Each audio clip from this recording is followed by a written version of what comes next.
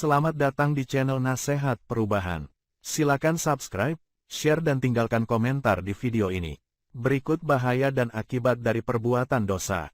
Sebagai seorang hamba, sudah sepantasnya bagi kita semua untuk selalu tunduk dan patuh terhadap ketentuan-ketentuan yang Allah Subhanahu wa Ta'ala berikan kepada kita. Hanya Dialah yang Maha mengatur segala kebaikan dan keburukan. Oleh karena itu sudah menjadi keharusan bagi kita semua untuk senantiasa memiliki hati yang selalu tunduk dengan disertai tingkah laku yang mencerminkan ketaatan. Yaitu dengan selalu menjalankan apa yang diperintahnya dan senantiasa menjauhi larangan-larangannya, karena semua yang diperintahkan pasti mengandung kebaikan dan semua yang dilarang pasti mengandung dampak bahaya yang sangat luar biasa. Sebagai seorang hamba yang tidak mempunyai daya dan kekuatan, tentu kita tidak akan bisa menolak bahaya atau siksa yang Allah berikan akibat perbuatan dosa yang kita lakukan. Dalam Al-Quran sering disebutkan di akhir ayat bahwa Allah Subhanahu wa Ta'ala mempunyai sifat syadidul iqab atau yang sangat keras hukumannya.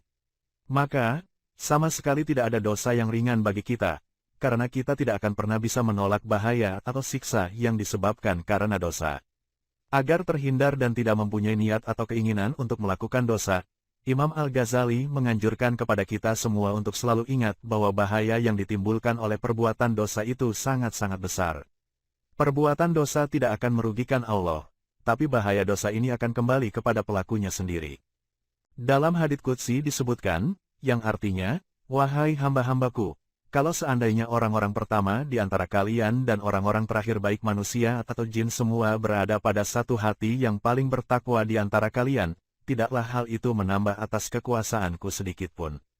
Wahai hamba-hambaku, jika orang-orang yang pertama dan terakhir dari kalian semua berada pada satu hati yang paling durhaka di antara kalian, tidaklah hal itu akan mengurangi kekuasaanku sedikitpun. Allah sama sekali tidak membutuhkan ibadah-ibadah yang kita lakukan. Ibadah-ibadah ini semua akan kembali kepada kita. Justru kita semua inilah yang membutuhkan ibadah-ibadah tersebut. Sama sekali tidak ada pengaruhnya bagi Allah apabila kita semua taat kepadanya.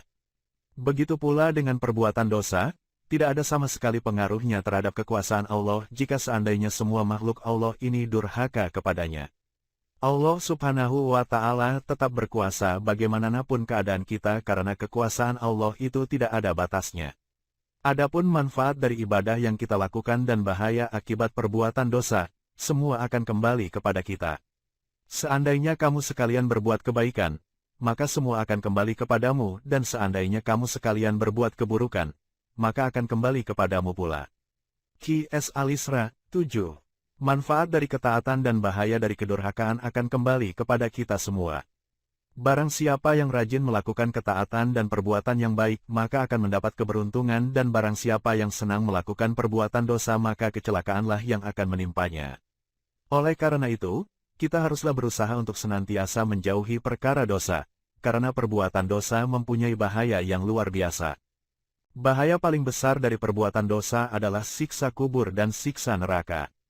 Orang yang mengerjakan perbuatan dosa akan dibalas Allah dengan siksa di alam kubur dan selanjutnya dimasukkan ke dalam neraka. Masuk ke dalam neraka ini menjadi suatu tanda bagi yang mendapatkan murkanya Allah Subhanahu wa Ta'ala. Nauzubillah. Sungguh tiada bahaya yang lebih besar dari murkanya Allah kepada kita. Bahaya selanjutnya dari perbuatan dosa adalah terhalangnya nur ilmi atau cahaya ilmu. Ilmu merupakan suatu cahaya atau nur, dan cahaya ini tidak akan mau masuk ke dalam hati yang tidak suci, apalagi hati kotor yang penuh dengan dosa. Hati bisa diibaratkan sebagai kain putih yang bersih dari noda. Perbuatan dosa memunculkan noda-noda dalam hati sehingga menyebabkan hati menjadi kotor dan gelap. Hati yang sudah menjadi kotor ini menyebabkan ilmu tidak bisa masuk. Sangat celaka sekali apabila ilmu sudah tidak bisa masuk ke dalam hati.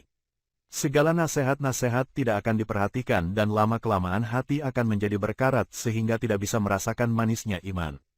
Lebih bahaya lagi jika kemudian yang dirasakan justru adalah nikmatnya maksiat. Orang yang seperti akan terus-menerus melakukan maksiat karena sudah merasa nikmat dengannya dan tidak lagi memperhatikan nasihat-nasihat yang diterimanya. Nauzubillah, akibat selanjutnya yang ditimbulkan oleh perbuatan dosa adalah terhalangnya jalan rezeki. Dalam suatu hadits, Rasulullah Shallallahu Alaihi Wasallam pernah bersabda, yang artinya, sesungguhnya seseorang akan kehilangan rezeki sebab dosa yang dilakukan. Begitu juga kebalikannya, yang dapat dengan mudah menarik rezeki adalah ketaatan kepada Allah.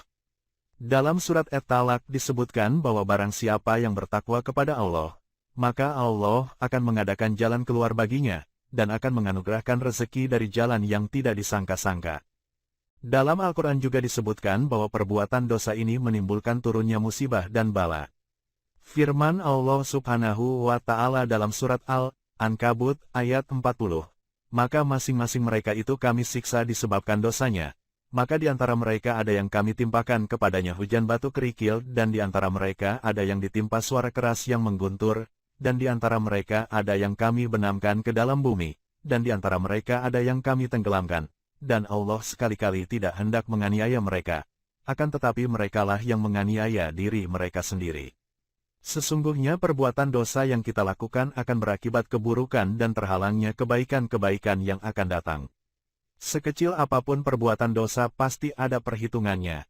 Oleh karena itu, marilah kita semua berusaha untuk selalu menjauhi hal-hal yang bisa menarik kita untuk melakukan perbuatan dosa. Semoga Allah Subhanahu wa Ta'ala selalu memberikan taufik dan pertolongan terhadap usaha yang kita lakukan. Demikian bahaya dan akibat dari perbuatan dosa. Semoga bermanfaat bagi kita semua. Amin. Salam dari kami Nasihat Perubahan. Silakan subscribe, share dan tinggalkan komentar di video ini.